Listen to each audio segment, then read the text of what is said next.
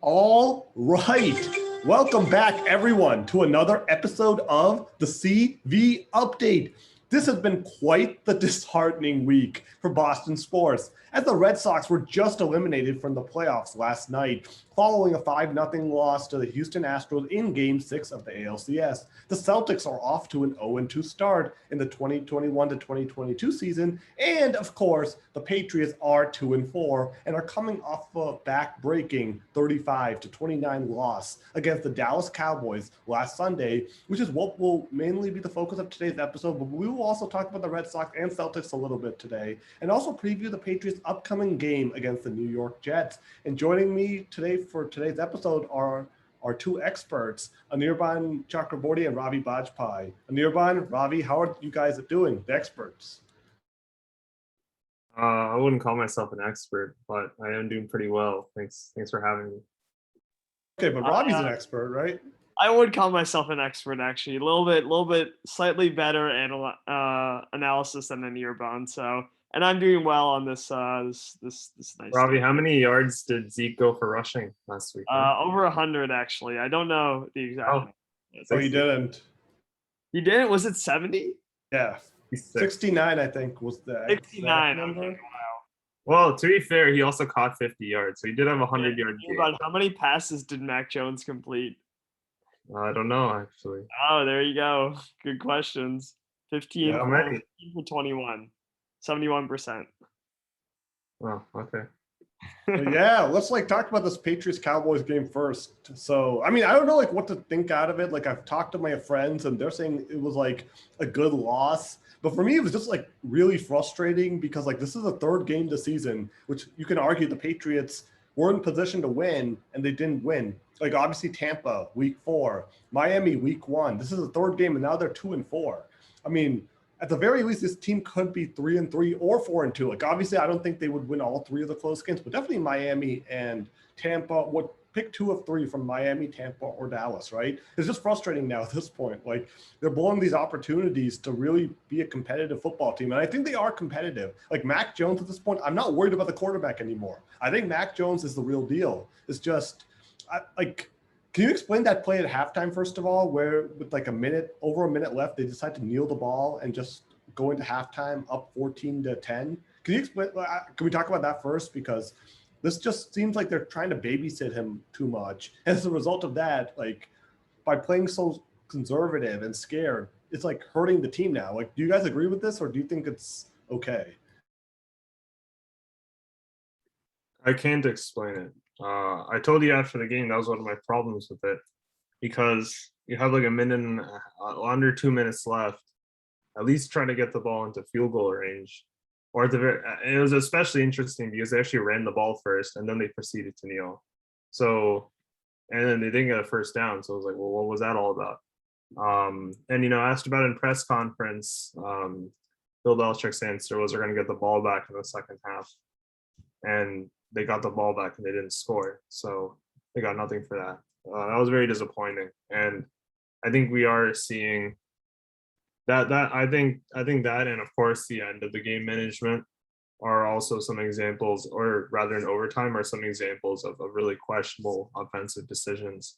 And it's really disappointing because I was telling you this, we get these kind of short answers from Bill Belichick. That's kind of what he's known for in the press conferences, and that's all great, right? But when you're not actually delivering the performances or making decisions that, at least on the surface, seem to really affect the result of the game in a negative way, then it's not really that sufficient to just give an answer oh, we're going to get the ball back next half. I mean, because at the end of the day, there's no way we would have been content with that answer a few years ago. And even if it's a different quarterback, I mean, Mack Jones at the end of the day, and this is more Mack Jones threw a pick 6 in a crucial moment and then proceeded to throw a 75-yard touchdown, right? He didn't just. And that sequence was wild. That was one of the most wild sequences I've ever seen. That is a crisis for a quarterback, right? When you throw a pick 6 in such a crucial moment, right?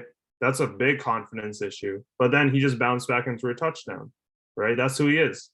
So that's more, obviously that play hadn't happened before, but you have to, he has mental fortitude, right? It takes mental fortitude to just make such a big play, immediately get the ball back. It wasn't just that. It wasn't just that he threw that touchdown. He targeted Trayvon Diggs on that next touchdown pass. Oh yeah, everything so about it. Right after the guy who got the pick six. But yeah, I'll let Ravi pop in here real quick. But those are my quick thoughts. That it's really disappointing.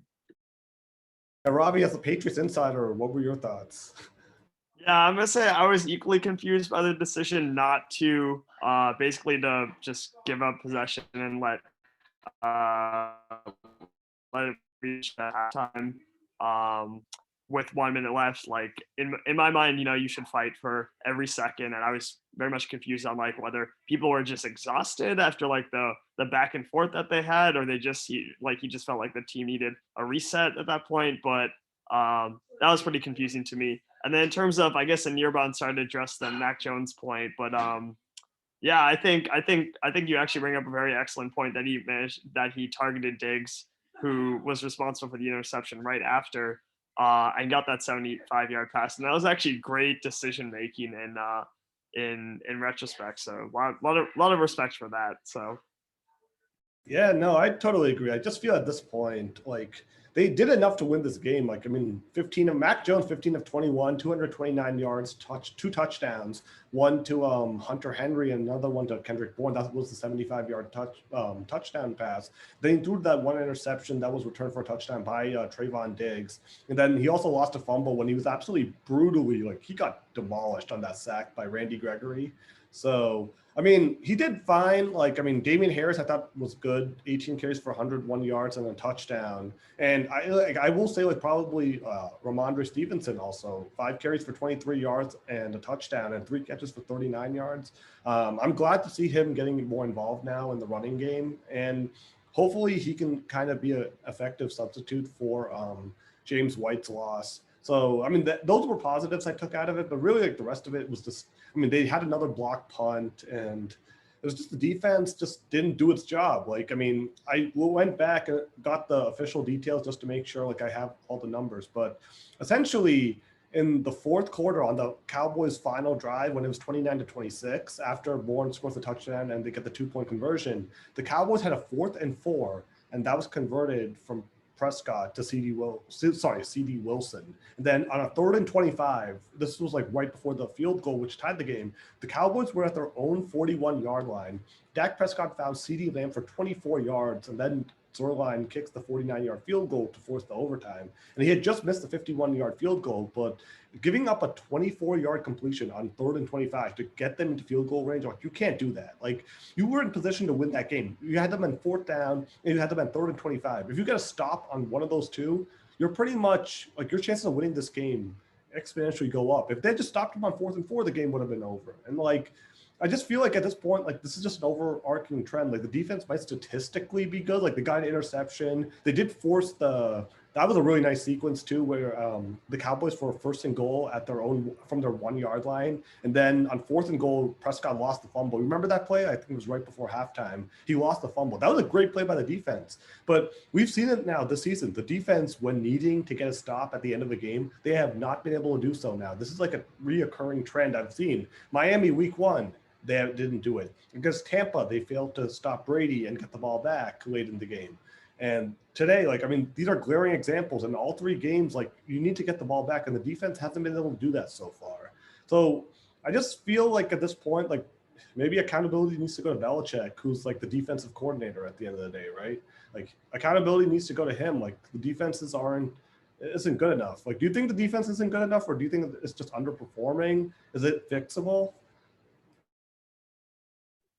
All right. I mean, we had this discussion after the game, and honestly, at the end of the day, I told you this then, and I'll say it again now. I don't really fault the defense in a big way for this game, and I said this before the game that everyone knew we were coming up against maybe the top 2 explosive teams in the NFL.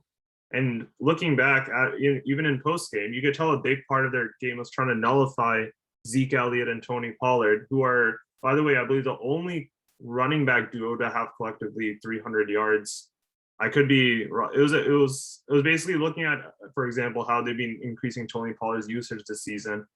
But Zeke has had, I believe, 100-yard rushing games for the last 3 games prior to coming here. He has 66 here.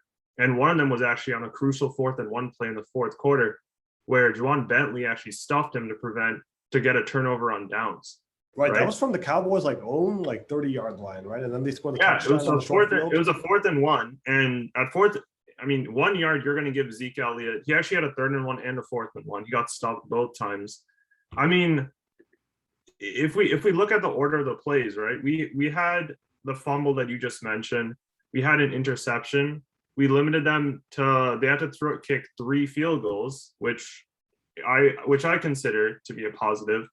But look, at the end of the day, when you stress test a defense multiple times and have them on the field for as long as the Patriots defense was on against the Cowboys, you can look at the timing difference and how long Dak Prescott had the ball versus Mack Jones. It's pretty stark. When you stress test the defense so many times, eventually one time they're going to slip up. And when they slip up, it's going to look bad because it happens in the 4th quarter, but that's just what happens when you get stress tested. And regarding the 3rd and 25 play, that play was actually very interesting play that I actually specifically read about after. And what had actually happened was the move to actually channel CeeDee Lamb into the middle of the field was actually intentional. Jalen Mills was actually kind of guarding him on the outside to guide him in there because their whole idea was it would be more difficult for him to make a play in the middle. But one of the issues with it was that you initially had a 2 deep safety formation. This is from the Pat's Pulpit analysis because it really helped me understand that play better. That you had a 2 deep safety situation with Adrian Phillips and McCourty playing in the back. And the last minute, actually, Phillips moved up so that he could actually block off Amari Cooper for coverage, which essentially left Jason McCourty by himself out deep, but it left a hole for CeeDee Lamb to exploit. So actually what the point of that article was that Dak Prescott's ability to kind of read that coverage at the last second was actually really critical to moving that play forward. That was an MVP caliber game from Dak Prescott. And a play like that was just an example of, sometimes you're just beaten by a QB who just reads a situation like that in a split second and knows where to throw the ball, right? So a 3rd and 25, I don't like to give that up. But, you come into this game, I'd say that overall, the defense did a great job against, just flat out one of the most explosive teams in the league. And if we're going to, we can easily look at the late game issues and see that's a problem with the defense. But, at the end of the day, we were only kept in the game because of critical plays like the fumble. They did actually perceive their goal of stopping the running game, which I think they saw as being far more dangerous given Ezekiel Elliott's performances over the last few games. Ezekiel Elliott has just been absolutely ridiculous, and he only has 66 rushing yards in this game. Overall, I don't really have too much of a problem with that. I think when you repeatedly throw a Cowboys offense against the Patriots possession after possession, you're going to get big plays, and I think it's unrealistic to expect otherwise. So I think I'm going to agree and disagree with Anirban. Mostly agree, though. But I definitely agree that coming into this game, I didn't expect the Patriots win at all. I definitely expected a loss going into that, and that's kind of how the lens I'm looking at in this game. The Cowboys are a better team. They're a much more talented team. Dak Prescott's having a great year, and Mack Jones is just starting. So what can this game show us in terms of our weaknesses, etc. And overall, it was a very competitive game. If a couple penalties went a different way or a couple plays weren't made, we would have won that game. And the face mask was called in overtime, right? On Nelson Aguilar, I think it was 3rd down. The face mask that wasn't called, that would have given a 1st down, a 15-yard penalty, right? Yeah. Also, the penalty with James Ferretz that nullified the touchdown to Jacoby Myers. Oh, that was a big sequence, right? Because then he got sacked and lost the fumble on that same drive. Strip sack. Yeah, that was for me, that was the turning point of the game. I think if that sequence just went, if that penalty wasn't called, we would have gotten the touchdown. Obviously, no strip sack, and that may have made the difference at the end of the day. But overall, I think it was a competitive. It was we were in there, and we can take a lot of good things from that. where I slightly disagree is that while Dak Prescott is a great quarterback, and like makes these decisions, I think the Patriots pass rush could have done a much better job in giving him pressure, not allowing him to just sit back in the pocket and make whatever decision he can. Like he had a ton of time in the pocket. We had no sacks overall, only like 3 or 4 QB hits, and he threw for 51. He had 51 different pass attempts versus Mack Jones, who had like 21. So I think that we could have done a much better job putting pressure on Dak. I know we, like you mentioned, we nullified the run game, but that's a good point. That's a good point about the pass rush, and you're right about we only got 4 QB hits on Dak Prescott, and on the 3rd and 25 in specific. Part of the reason he was able to find CeeDee Lamb and that kind of change coverage was because he had so much time in the pocket. So that was a challenge. But I do want to dissect the 500 yards just for a second, because I do think that's 400 yards actually. What do you say? 400 yards. Actually. I think he's talking about the total yards. Yeah, the total. But yeah. I should have clarified that. But 500 total yards of offense. But you're right, like around 400 in passing. And I guess when you break it down, they had 2 touchdown drives, which were well, of course, including the winning one, which collectively were like 160. But look at how much yardage they got. For example, if you add up like their field goal attempts, right? They got 61 yards for a field goal drive in the end of this in the beginning of the 3rd. They had 40 yards for a missed field goal. They have 40 yards for another field goal. So I mean, if you have like, I don't know, maybe around half the yards or more were collectively for like 6 or 9 points in added value. Like I don't really see that as a tremendous issue. Like I see 400 yards as a big, like, I mean, this isn't exactly analogous, but it's kind of like yards don't always translate to points, and they don't always tell the whole story.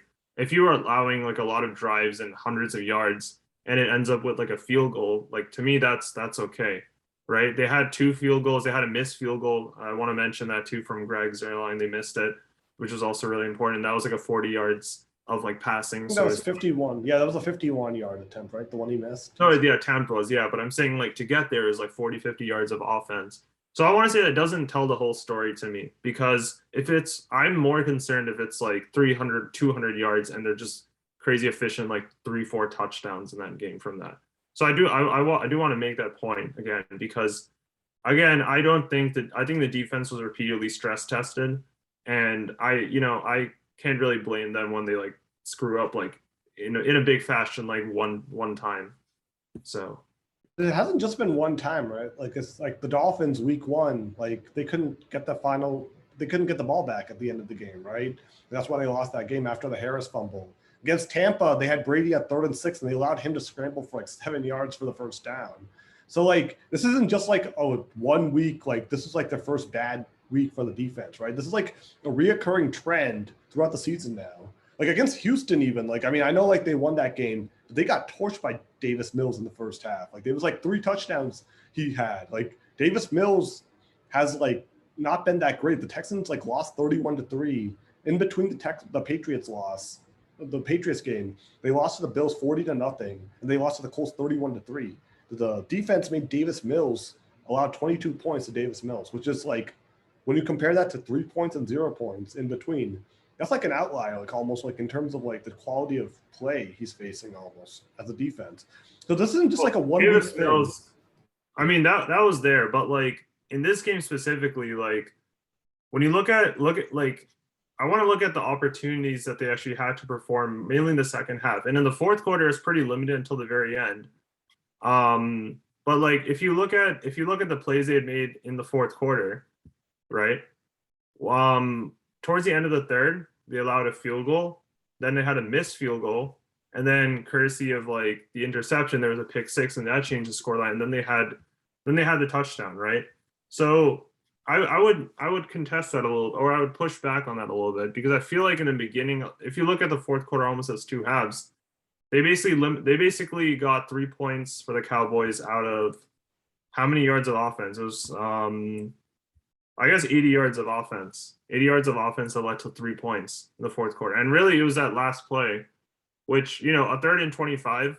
I think in that position, it like from my like looking at the play again, kind of reading what other people thought of it, it looked like it was a really like uniquely good understanding from Dak Prescott of like the change in coverage, and that's actually what specifically led him to pick on CeeDee Lamb as kind of that person in the middle. So, you know, I think we also have to give credit where it's due to the fact that we were playing an MVP level quarterback who can identify those kinds of plays in the split second, which is exactly what you expect such a high caliber player to be able to do. But what So about how does that explain against Brady then?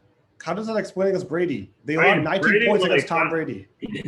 All right, that was a different game. I mean, how's it different? Like, I mean, we can't just say like, oh, like against an MVP level quarterback, the defense did fine. What's like the pattern here? Like, what are you saying is like I don't really understand this, because this isn't like a situation where like I wouldn't fault this on like the only reason that you'd be able to string those events together would be like what's the common cause there?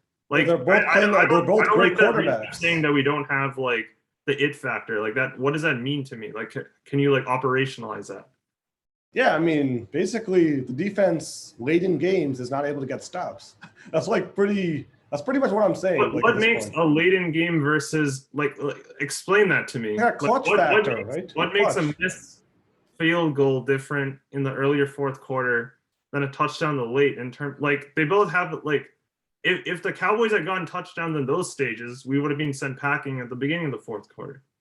This is actually a really interesting debate on how much clutch matters versus how much just like, you know, the luck slash ability. I mean, it's timing, right?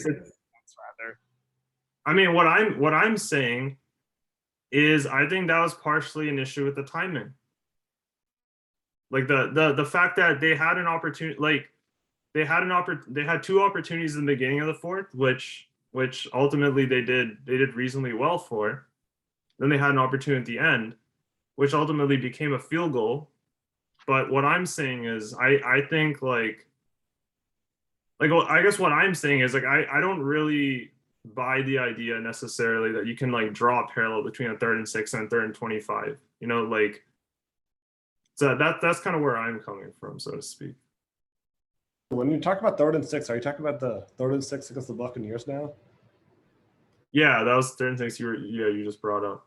Oh, okay. Yeah, I mean, I just brought that like late in the game when the defense has needed to stop, like regardless of like which down it was. Like it could be like 4th and 30, and I still wouldn't trust the defense at this point in stopping like a 4th and 30 because I feel like something will go wrong. Like I just don't trust the defense late in the game at this point. Like I mean, they haven't done anything to prove me wrong otherwise, and it's kind of annoying in a way because like they're playing the New York Jets. So I feel like what's going to happen is they're going to beat the Jets. I do think they're going to beat the Jets, and we'll get into the Jets game. And it's going to be the same story now. You're once again going to be a game under 500. You're playing the Chargers in Halloween. And we're going to basically be having the same discussion we had going into the Cowboys game. It's going to be okay. Now that's very interesting because I want to just point out.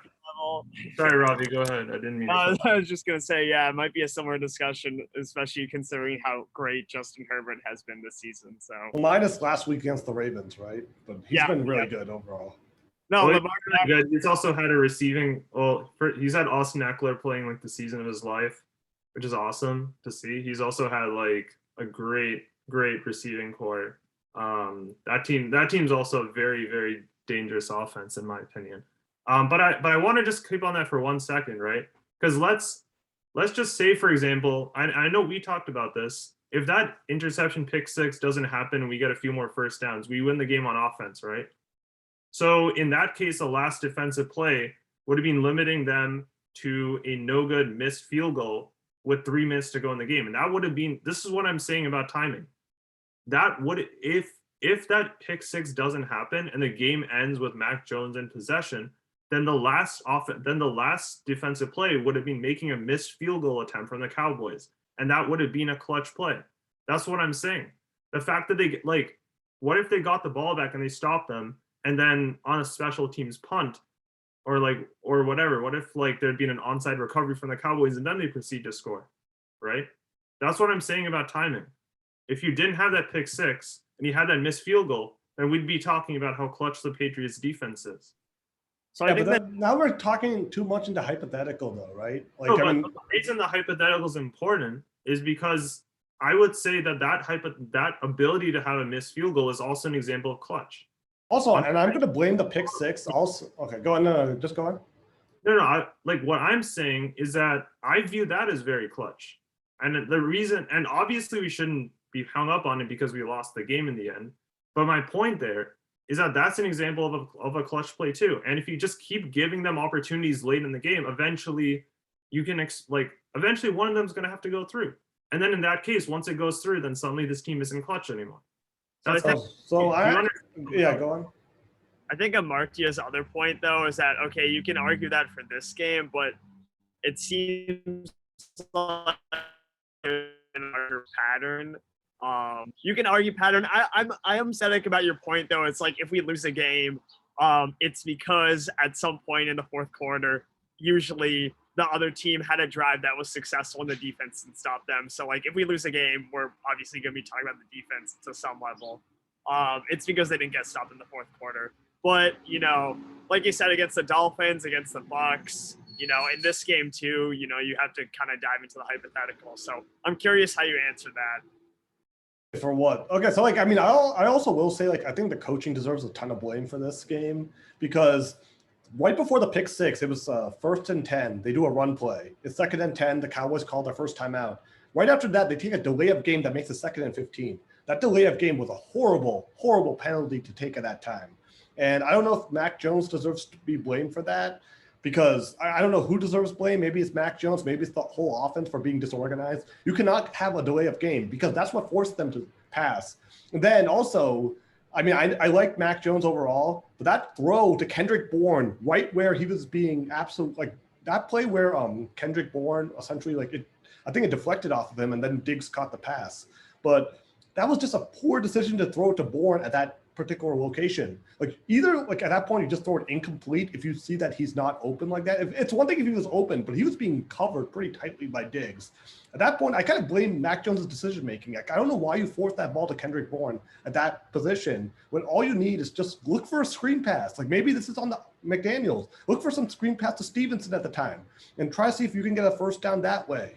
But like also making a 2nd and 15 to me was what really hurt them that most. Making that delay of game penalty is just, and that comes down to coaching at the end of the day, right? Like, I feel like that's just bad coaching, being disorganized late in the game. That's what we make fun of other teams to do when they play the Patriots. Late in the game, they make mistakes that cost them the game. This is not what the Patriots are supposed to do. The Patriots are supposed to be the beneficiaries of these types of things. We make fun of the Atlanta Falcons. We've criticized them for the way they handled that fourth quarter in Super Bowl 51, when proper fourth quarter management likely would have won them that game, and the 20-3 comeback would have never happened, right? But we don't talk about that, right? Because that's a hypothetical situation. What if the Falcons had actually run the ball and not gotten those holding penalties late in the game that gave Brady that one final chance to tie it up? We could talk about that, but that's not what we talk about because that's not what happened. So I think really, like, the coaching is probably the main culprit for this game over the defense, right? Like, I mean, the coaching is at the end of the day is the one that's supposed to call the plays on offense and defense, and they haven't been able to do it so far, like consistently late in the game. I don't know if it's going to be Josh McDaniels, Bill Belichick, who exactly is to blame. It's probably a mixture of both, to be honest. But I mean, the 2nd and 15, I can't overlook that at that point because that was just such a, like, that kind of just killed like the whole thing. I feel like after they got the delay of game penalty, and they were confused on the delay of game penalty. Like, it was like Mack Jones was like, what am I supposed to do here? That just shows me when the quarterback is confused, he's a rookie, excuse me, that comes on McDaniels for that. Like, I don't know, like, it's just very frustrating because I mean, obviously we go into this game expecting a loss, but when you're in position to essentially win this game late against a really good team and be 3-3 instead of 2-4, it's just these types of losses just sort of sting more and more over time. Like, it's no consolation that, oh, look, they're the better team. Like, it feels good for, good, like they showed effort, but like after a while, like, I just want to see wins because I don't think this team is like bad enough where like we should be expecting these types of performances. I think they're a solid team with, if they just had late game execution, they'd had a better record. Like, do you guys agree with that? Like, that's what I'm really trying to get at the end of the day. Yeah, sure. Maybe the defense is like not the main culprit. I do think like the defense was good, But it's just frustrating that like week in, week out, we sort of go in with this hope, and then the game goes our way, like for the most part, and then they just botch it at the end. Like it's just that's like the frustrating part. Like No, yeah. I mean, I don't think any of us are not frustrated with the performance or the fact that we're 2-4 when we've delivered performances that we can be like 4-2 with, right? But like I think the important thing is again to kind of like look at this and ask, you know, what happened, and also like in terms of penalties, it is quite interesting because really for much of the game it was really the other way around. Like the Dallas Cowboys had like I believe 6 penalties for 71 yards, including some pretty critical ones. For example, that like Dak had like a 40-50 yard pass to Cedric Wilson in the first quarter that was taken away for holding. And in fact, I think for probably it was actually a pretty interesting stat that all 5 Cowboys offensive linemen had at least 1 penalty called on them during the game, right? So it was kind of interesting because, well, like they had a lot of penalties, which apparently Zeke Elliott was pretty annoyed about after the game. But you know, I want to talk about the pick 6 for a second because definitely like I agree with you that the reason that we were kind of especially forced into throwing on 2nd and 15 was because of the holding. Sorry, because of the delay of game penalty. But when we look at that play before, and I feel like I've seen it a lot because I know we've talked about this before, but having like kind of a receiver come in and basically cut in through the middle for like a shallow gain of like 10-15, that's what we've seen Mack Jones throw a lot this season. Those kind of like shallow passes to get the next down. We saw Jacoby Myers get a lot of those over the course of the season. And when I look at this pass, I mean, yes, Trayvon Diggs is covering him, but he's covering him in he's basically like maybe like 2 or 3 foot behind him. So like those are, if you look at the other players who are open, for example, Jacoby Myers was probably the only other passing option that he had, and he was actually out on the right. He was in the exact same situation, kind of. So in that situation, maybe he should have gone for Myers, caught the ball, and then gone out of bounds. But I do. You wouldn't want to go out of bounds though, right? Because that was tough. That's the thing. I think that's why he wanted to throw in the middle, right? Because he wanted to keep the clock running. And I guess like what my point is there is that I've seen Mack Jones complete that play successfully a lot this season. And I feel like a big part, I guess both Kendrick Bourne and Mack Jones kind of took some blame for that because Kendrick later said I should have caught that. Mack was like, I should have put it more directly to him. But I kind of feel like in that scenario, like I don't fault him for that like pass per se, because I think at the end of the day, when you have tip passes, those are always dangerous, right? If you have a receiver who tips the ball and lets it hang in the air beyond him, that's always a risk for an interception. So like, I don't really blame him for that pass because I've seen him make that pass a lot. And it's honestly a very staple Mack Jones play. You have a receiver cut in shallow, get like a quick 10 yards. It's just that in that specific case, Trayvon Diggs is a defensive player of the year. It looks like it. So I don't really know what do you see what I'm saying though? I don't know if you're. Yeah, I mean, I know, normally in situations, but I would have opted for a screen pass to Stevenson. I'm blaming more the play calling than like Mack Jones, honestly. I don't know, if it was like. It needed 15 yards, and I don't know, like, maybe with a screen pass, if they could have gone like to Ramondre Stevenson, like. Yeah, but that at least something to keep the ball. Honestly, I probably would have just run the ball again and then forced them to burn another timeout. And then I would have just forced them to use up all their timeouts essentially at that point. Like their run defense isn't that great. Like if it goes into a 2-minute warning or whatever, then maybe they need a field goal. But I still feel there was ways for this team to win the game. Maybe they would have just run it 2 more times and forced them to burn all 3 of their timeouts. Yeah, I agree that the delay of game is what forced our hand. I do agree with that. I don't know what Ravi wants to add about the decision to pass and making that kind of play, which normally has worked, but in that scenario would have added extra risk that ultimately bore fruit. No, I kind of agree. The play calling and the decision making were pretty faulty. It even goes back to our first question when talking about this, like why we just wasted that extra minute at the end of halftime. Like that was also a questionable decision. And I think these questions aren't Mack Jones's. Mack Jones is the one that making decisions. It's the coaching. And they definitely should look back at this game and understand where did we go wrong? What decisions did we make poorly? Why couldn't we get a stop in the fourth quarter? Or why did we get a stop in the fourth quarter to begin with, but we couldn't make a stop at the very end to prevent them from scoring a touchdown?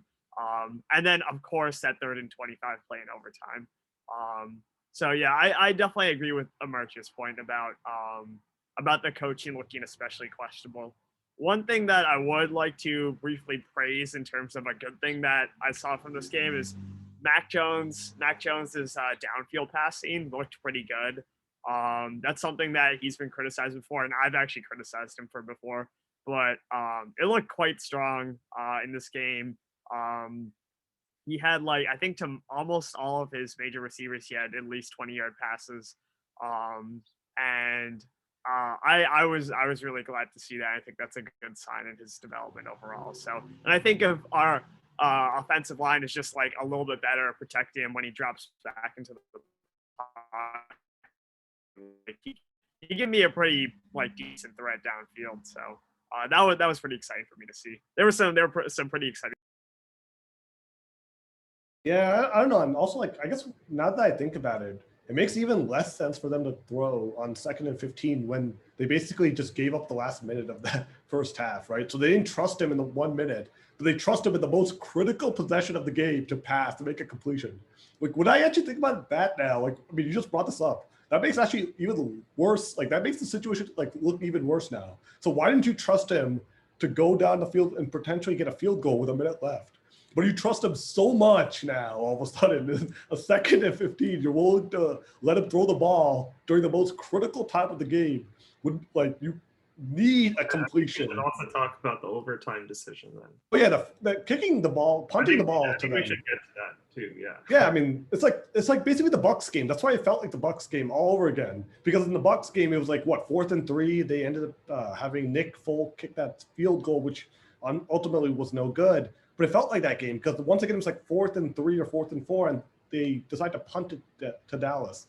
And at that point, we already talked about how if the defense was already gassed for being on the field all game, did Bill Belichick expect the defense all of a sudden to just just be invigorated and just not there's just a lot of questionable play calling this year. That's why I don't know. I mean, he deserves a lot of blame for the start right now. This goes on him. He's the one who constructed this roster. So I don't want to hear. You can't use the whole the talent isn't there. I mean, Belichick constructed this roster. He's the GM, and so far the results, haven't been there. That doesn't mean I think he should lose his job or anything yet. I still think he's a great coach, but I don't know. At this point, it's not looking good. Yeah, but I don't know. I just want to hear that was a bad decision, right? You guys both agree that was a bad decision to punt it back to Dallas? For sure. Yeah, I think it was absolutely. When I was watching, I was absolutely. You just get a nasty feeling well, that's game. 4th and 3. First of all, they had Damian Harris run for a collective 7 yards on that specific possession. Mack Jones had actually. Before that, he'd made 1 completion. Jacoby Myers, 1 incomplete. Mack Jones basically had 3 opportunities to pass out of 2 complete set of downs, which it just doesn't make sense to me. And I think you hit the nail on the head that it's just there's inconsistencies in their coaching decisions, and that's very problematic because it's what are you basing these decisions on if you're not using the same criteria, right? You brought that 2nd and 15 versus the situation at the end of the first half. Then you have this situation here where we're punting the ball. What is the set? Actually, there's no consistency. If they had it would have made sense. It would have made sense if they had run the ball. If they had run the ball and Dallas ends up winning the game 23-21. Actually, in that case, it wouldn't have ever gone to overtime, so it wouldn't have mattered then. But at least be consistent with your decisions. If you should just run the ball. You shouldn't give Mack Jones the ball during the most critical possession of your game and that. I don't know. So yeah, this is sort of why they're 2 and 4. Inconsistent decision making and just general inconsistencies.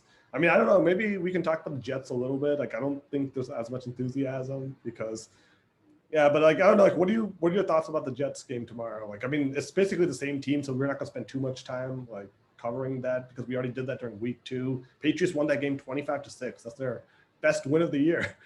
Yeah, week 2, a 19-point win. So I think something that I'll be interested in seeing is that after this game I criticized the Patriots pass rush pretty bad, but we know that Jets offensive line is like one of the worst, if not the worst, offensive line this year. So hopefully they can get some sacks and like pad their stats and restore a little bit of faith that they can put pressure on offenses. Yeah, like pad, I love that. I love how you use pad the stats because it's gonna be one of those games where they have like another like 8 sacks on Zach Wilson. Actually, they didn't even have 8 sacks last time. They're just gonna Where's Zach Wilson? Yeah, I really do feel bad. Like he's taking a lot of bad hits. I mean, Mack Jones is also taking quite a few hits, but Zach Wilson, dude, he's got like no time. Yeah, like, I was actually looking at his stats. He's actually thrown 4 touchdowns and 9 interceptions. Like Matt Jones has 7 touchdowns, 6 interceptions, but Zach Wilson has thrown the most interceptions in the league so far with 9. So that's a tough position to be in. Against us in week 2.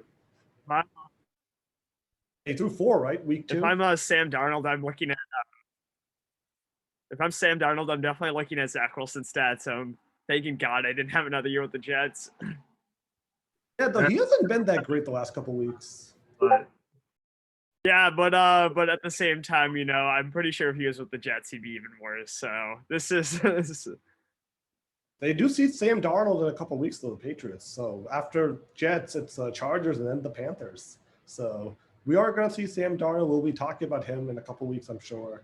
So, but yeah, no, like, I mean, I don't know. Like, I mean, for the Jets game, I guess the key is like kind of going back to the week 2. So like, because of the turnovers, he threw 4 interceptions. The Patriots really didn't have like that great of an offensive day.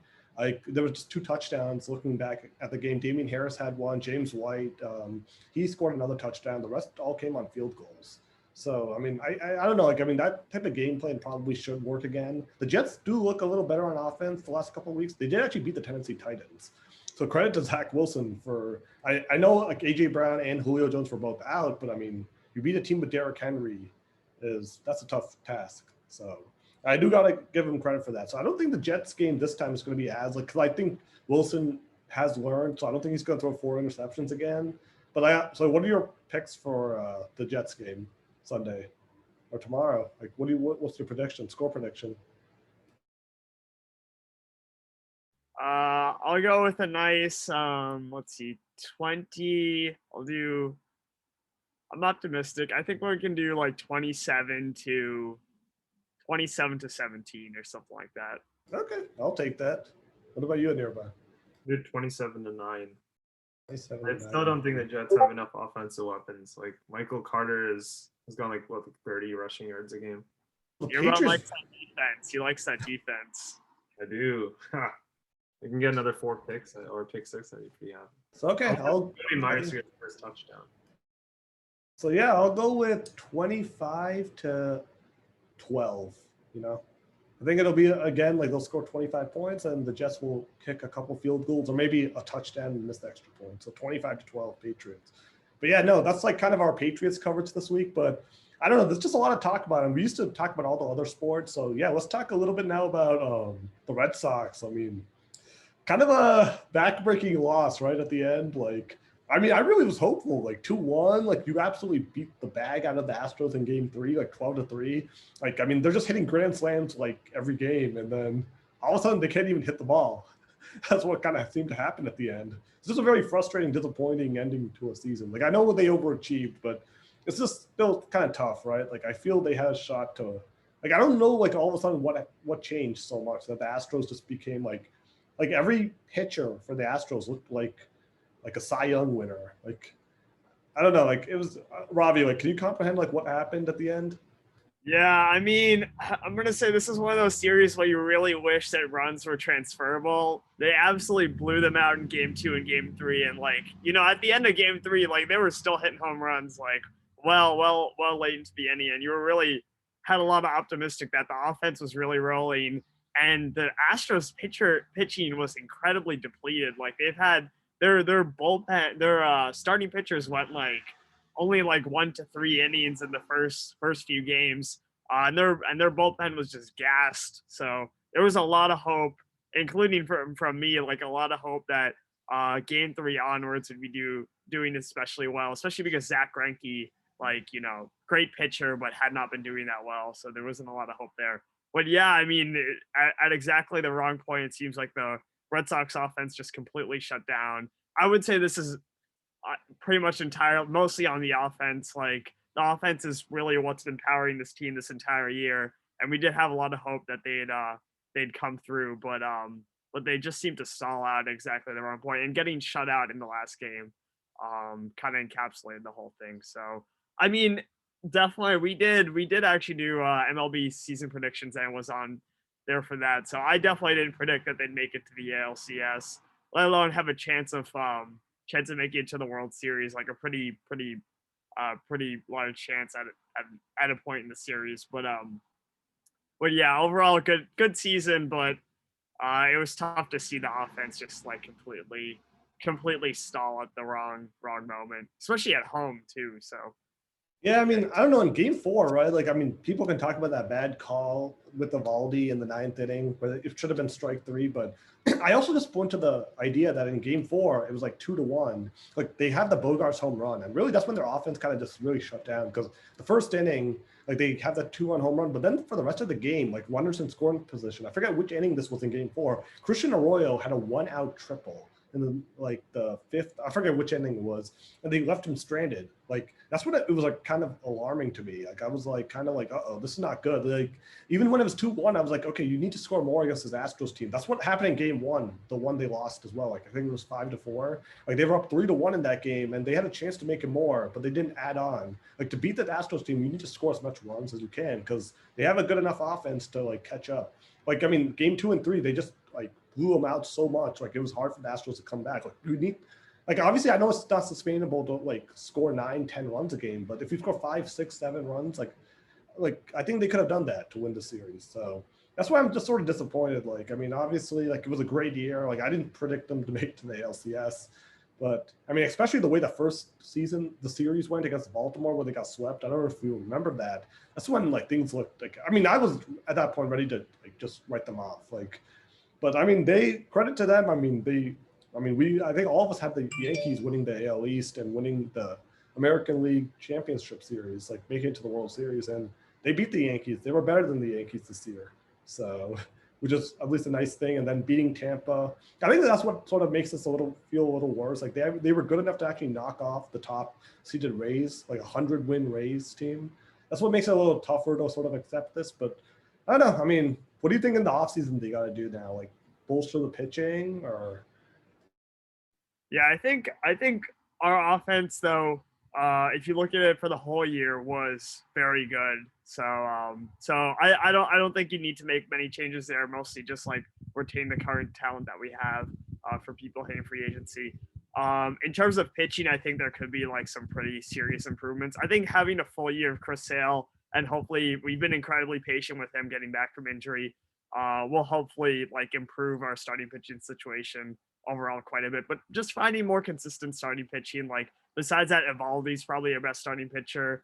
I'm hopeful for everyone else like Pivetta, but finding better starting pitching and relief pitching would be my two notes for the off season. But I mean, the fact that like we kind of came together, like being very strong and having like a fairly deep playoff run at the end does bode well for just like the locker room environment, and hopefully they'll be ready to string together a good season and make another deep playoff run the following year. Because this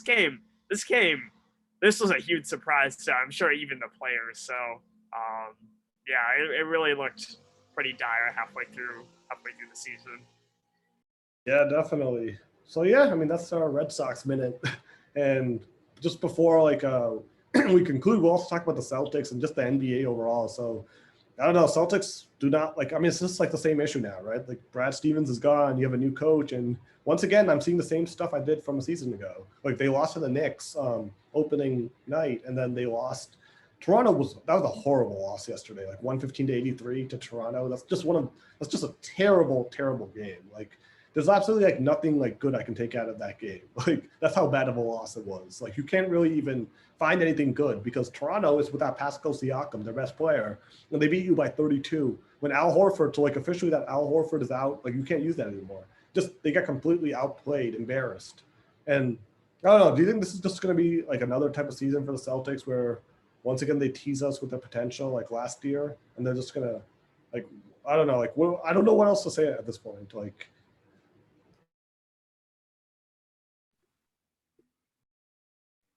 Yeah, I mean, I'm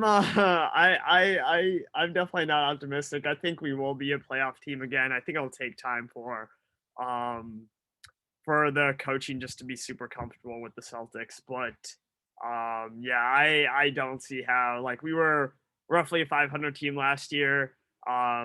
We lose Kemba, which is losing talent, but you know he wasn't there all the time, and we gain Al Horford. But that's not like the change we need to like really compete with the best teams in the East. So I think unfortunately it's just going to be more of the Celtics kind of like middling around as like a mid playoff team out in like the first or second round. So, and this is really frustrating because the Celtics have been a good team for such a long period of time now. And we had all those picks. We definitely had tools to make like a big win now push.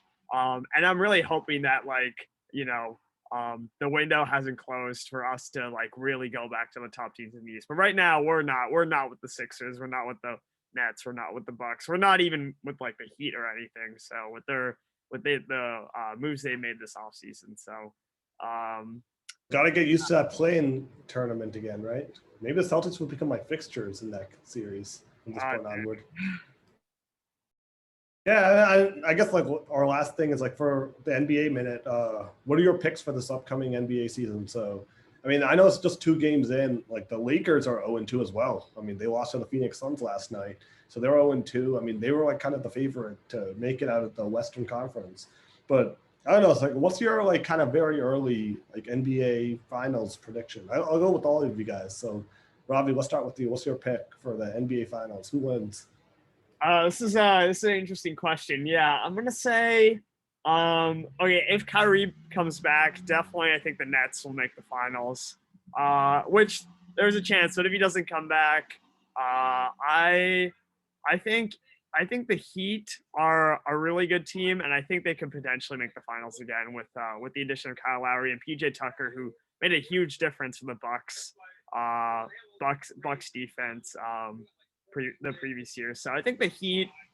I think I'd pick the Heat to go back to the finals just as like an interesting pick. And then from the West, I think that Russell Westbrook didn't really look that great for the Lakers early on, but like historically when he's gone to new teams, like when he first started out with the Wizards, when he first started out with the Rockets, he looked pretty bad there too. And eventually, like mid-season, things started to come together. The Wizards went on a huge winning streak and ended up making the playoffs or making the play-in. And the Rockets ended up also going on a pretty big winning streak. So I think the Lakers will make it to the conference finals. But I don't know. I think I'll go with the Jazz too. I think the Jazz also are a really good team. So switch it up from the super teams, Heat, Jazz, and we'll see what happens. Wow, Heat, yeah. Jazz. Okay, you heard that here first. For some small or some teams who aren't as or Vegas doesn't really predict as winning as much. But I think they've made some season. I think the Jazz basically retained their entire team, but has like another year of playing together. So, and they're a very deep team too. So, and I think that can make the difference against the teams like the Lakers, which have looked a little fragile. Kawhi's out with the Clippers too. So, Warriors could be good too. So that's another team to watch. Okay, Jazz, Heat. Okay, yeah, no, that's an interesting pick. I mean, I guess for me it's kind of interesting because I think the Lakers are probably the best team, like talent wise. Like I think, yeah, like I'm not too worried about the early season as much for them. Like I think they'll figure it out. Like if the Clippers were playing and healthy, I would have picked them with Kawhi because I thought last year they really gelled, and unfortunately at the worst possible time he gets injured, and then I think they would have beaten Phoenix if Kawhi had played. So, I mean, I think the Suns are still a really good team. I'm just not sure if they're going to be able to get back to the finals. Like last year, they kind of had a very fortunate road because all three teams they had played had a key player out due to injury. Anthony Davis with the Lakers, Kawhi with the Clippers, and Jamal Murray with Denver.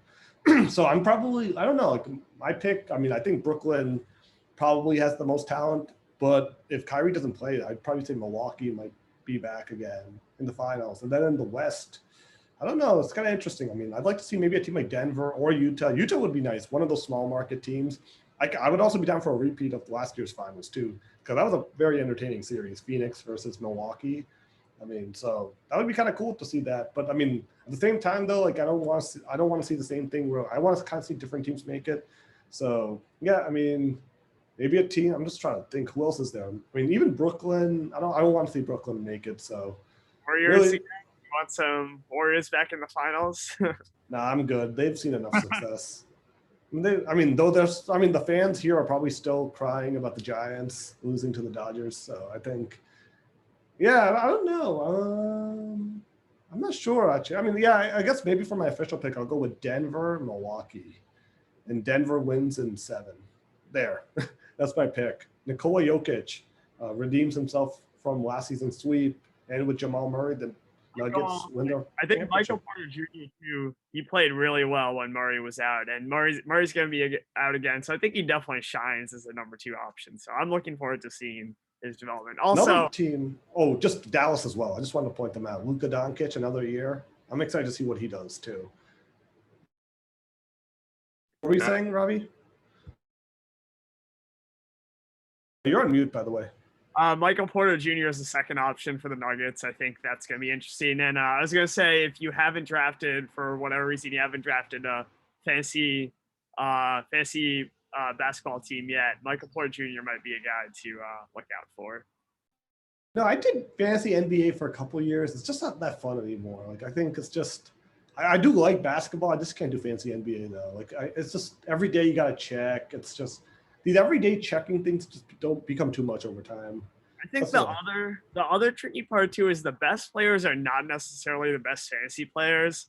Like, you know, so a lot of players like Kawhi Leonard, you know, he's a great real life player, but he just sits so many games usually that he's just not like a great option in fantasy. Another good example of this would be Andre Drummond. Like, he is not a good player in real life, but he's just so good at getting stats, and he's usually like a top 10 pick in fantasy. So yeah, it's really weird. Yeah, exactly. I don't know. I think fantasy football's become the most fun for me. The other ones are just like you have to check every day, and there's also like less of like a sleeper pick, right? Like I don't know. Like I mean, like in fantasy football, if like some players out, like a wide receiver or a running back, then you know, like, oh, like Dearness Johnson of the Browns, right? Like he got to step in and he had a pretty big game. That's not going to happen if like, I mean, if LeBron ever sits out a game, the replacement for LeBron isn't probably going to go for like 40 points the way LeBron might be able to do it. So that's like another thing. It's not as like fun. Like there isn't as much like intrigue in that concept. I do like basketball a lot. I just, fantasy NBA isn't what I used to find it. But yeah, I mean, that's like sort of our NBA minute. And Anirban, what's your finals pick? Is he going to pick Detroit again? The Pistons? Not the Pistons. I was actually going to pick Denver as well. Yeah, I think that'd be fun this year. And they are starting, I guess. I mean, they're starting 2-0 as well. Not that in any way is a correlation to their final performance, but you know, that's what we have. And then maybe on the East, I could see the Bucks repeating it again. I mean, Brooklyn, we don't know what the timeline is with Kyrie Irving. It is very possible he just doesn't come back. So in which case I wouldn't count them in the favorites. So yeah, I'd go with Milwaukee again, but I think it would be kind of fun if we get a different team like the Hornets, or if the Bulls are, you know. Bulls, wow. Lonzo Ball. Sorry, the Hornets. Oh my God. Yeah, Michael Jordan's the owner. He's not a player. You know that, right? Like he's not playing in the league anymore. Yeah, you know, or maybe the Pacers will come out and make some magic in the postseason. I mean, you know, Danny Granger used to be there. He was pretty good back then. Wow. Yeah. If anyone, like, I don't know if you have like any like insider tips on like any trades that are about to happen. Like, I don't know if LeBron's about to head to like Indiana or something for the Pacers to make it to the finals. But Hey, season just starting, man. Season just starting. We'll see. yeah, that's our NBA minute. So yeah, I mean, let's see what happens. Like, hopefully the Pats are back on the right track tomorrow against the New York Jets, and then yeah, we'll be back next week to cover again the Patriots-Jets game and also cover the Patriots-Chargers preview. Until then, have a good one, guys. Thanks for coming on, and definitely, Ravi, hopefully we can have you back again at some point. So yeah, until then, have a good one, guys, and we'll talk to you next weekend. Thank you.